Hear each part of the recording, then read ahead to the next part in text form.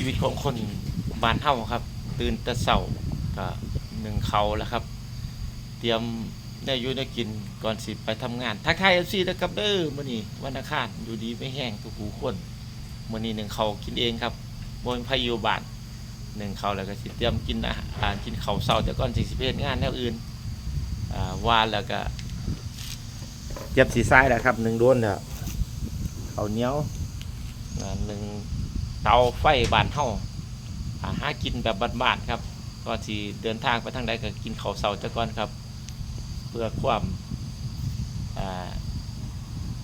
อยู่ได้ครับถ้ากินข้าวเช้าแล้วถ้าเขาสวยก็บ่แม่นได้ดอกกินข้าวเช้าแล้วข้าวเพลข้าวเที่ยงก็ค่อยว่ากันอีกทีนึงหนึ่งข้าวครับเตรียมแนวกินมื้อนี้ก็สิได้แกงไส้บัวแหละครับกับ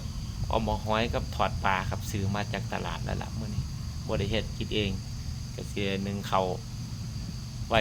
ครับข้าวเหนียวร้อนๆกินข้าวแล้วก็สิเดินทางทำภารกิจของเจ้าของต่อไปประจำมื้อประจำเว้นครับทักทาย FC ทุกท่านนะครับ